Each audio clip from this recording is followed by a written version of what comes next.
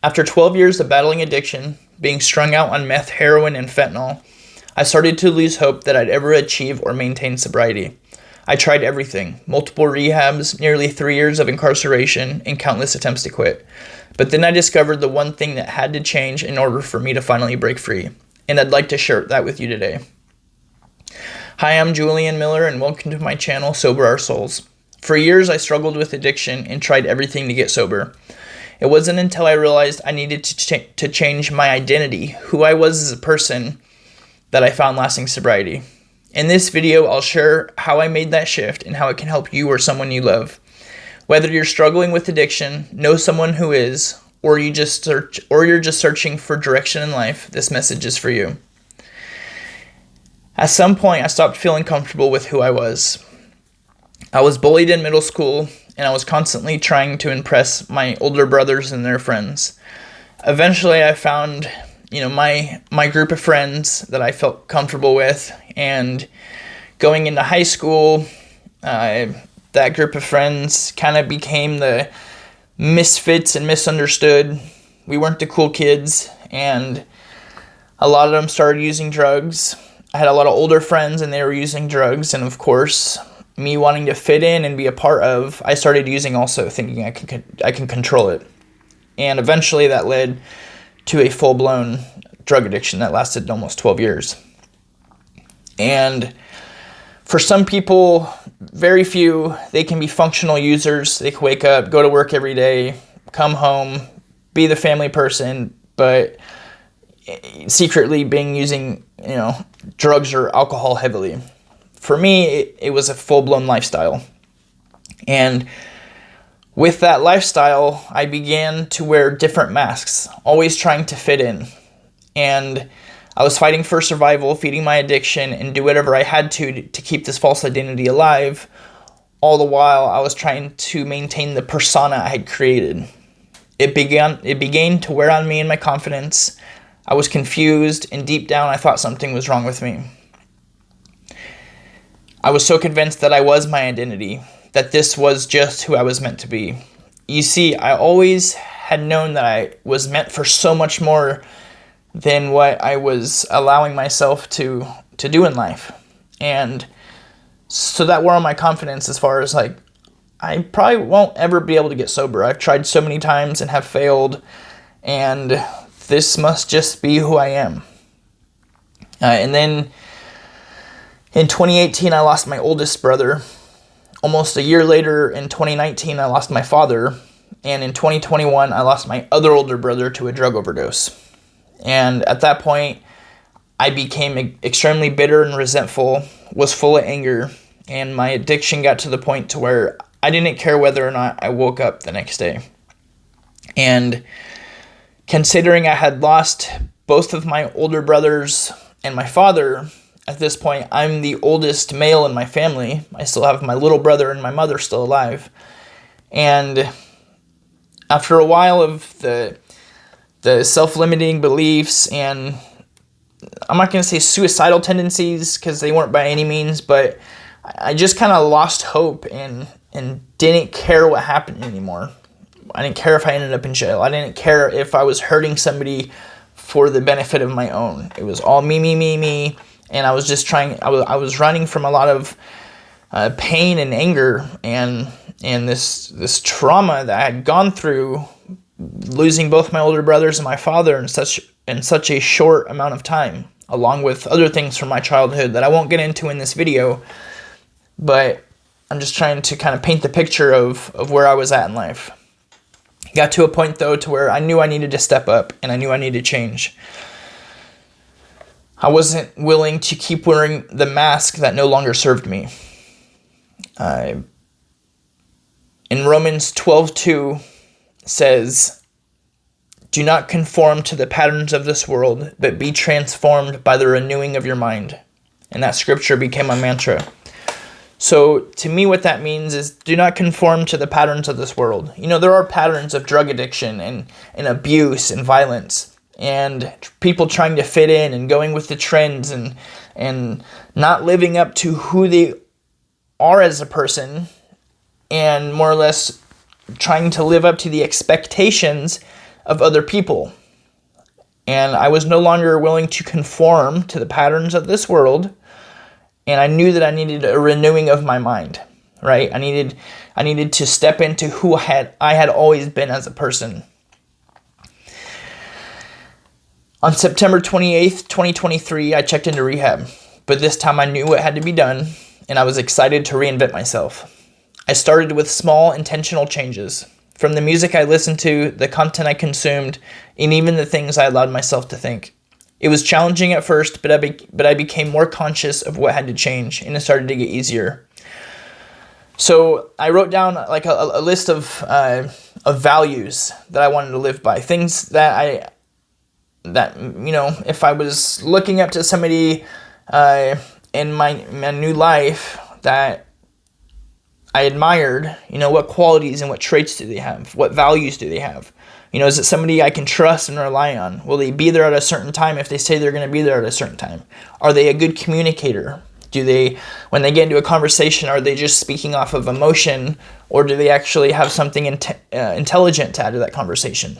And this is the person that I wanted to be. So I started writing down these values that I wanted to implement in my life. And I made that conscious change, okay? You can't lose weight unless you first consciously become aware that you need to lose weight and that you need to do something about it, okay? Say you want to start playing golf. You're not just going to go pick up a new hobby like golf or dirt biking without making first that conscious decision and having that first conscious thought in your head and being aware of it. Like, hey, I'm going to go pick up golf. This sounds like fun. Okay, so in order for me to change, first I had to become consciously aware and identify that there was a problem, okay? And then it took me 12 years to figure out and become consciously aware that I needed to change who I was as a person. In the past, I'd go to rehab or in and out of jail, and I was never willing to change my group of friends. I was never willing to stop listening to the music I had been listening to, and I thought I could just stop using drugs, okay? And until I was able to become consciously aware that I needed to change who I was as a person, that I was finally able to. Okay? It was challenging at first, but once I became conscious of what had to change, it started getting easier.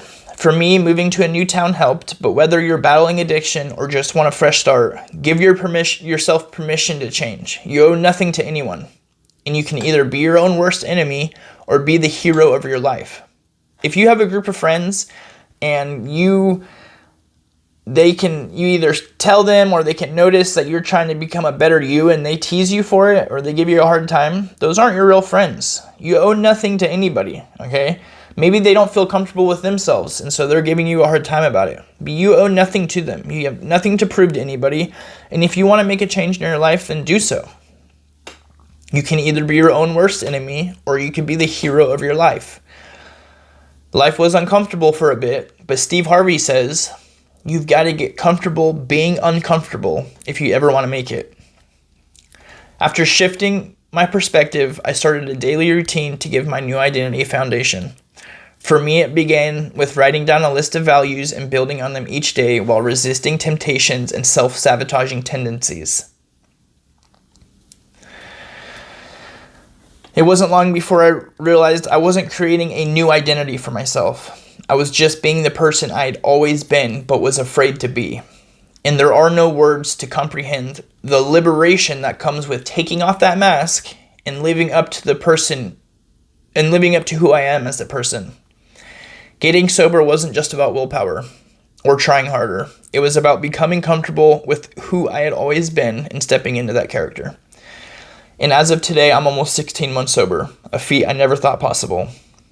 If you're struggling, just know that you have what it takes to change. With a conscious decision made, the power of prayer and self-belief is all you need, along with action. You have to do something. For so long, I would just pray and hope that I would wake up the next morning and stay sober. Okay, God will set the path for us and he'll put people in our life and give us the tools we need, but we have to take action on it or we'll never be able to change.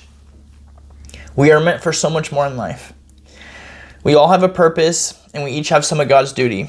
I know there is an opposition out there trying to keep us from reaching our potential and letting us shine our light on the world. For we are the light of the world, and Satan is the king of darkness. If we can use discernment to tell the difference between the good and negative voices in our head, then nothing can stop us from reclaiming our power. The longer and more we conform to this world, the longer and harder it is to get back on track and to step into the shoes our Creator intended for us to wear. You may not realize it, but the music we listen to, the movies we watch, and the content we consume, most of it is poisoning our hearts and minds, or it's keeping us from making a positive change in the world. Okay, maybe you're watching positive content, okay, or funny content on your phone. But if all you're doing is scrolling and you're not taking action when you know you need to take action, then that's poison. That's keeping you from reaching your full potential in life. That's keeping you from becoming a better person. And if you can become 1% better than the person that you were yesterday, then that's huge. 1% better, okay? If that's just 5 minutes less of scrolling on your phone a day, or 10 minutes less of scrolling on your phone every day, or 5 minutes more at the gym, or 10 minutes more at the gym, or 10 or 15 minutes less of sleeping in, not hitting that alarm clock or the snooze button on your alarm clock once, twice, 3 times, okay? If you just start to dial each of those bad habits back, then you'll start to become 1% better than you were the day before. And over time, those compound, and it's a snowball effect, and it's the most incredible thing to witness in your life. You feel incredible. I never thought I'd be able to get sober for 16 months, and all it took was me trying to become just a little bit better than the day before. And then now it's a snowball effect, and there is no stopping this as long as I continue to show up for myself each and every day. I hope you found some value in what I had to share today. I encourage you to write your own story. It starts with you. There is a loving God who created us in his image and is counting on us to take advantage of it. And I challenge you to ask yourself if your friends, habits, and hobbies are serving you in a positive way. If not, then give yourself permission to take a break from them. Create some boundaries and give yourself the time you need to do some soul searching of your own. If this message resonated with you in any way and you'd like to share your insights or story, let's connect in the comments. This is a journey we can support each other on. Don't forget to like this video, subscribe to the channel, and hit the bell icon so you don't miss future videos. Together, we can sober our souls. Thanks for watching.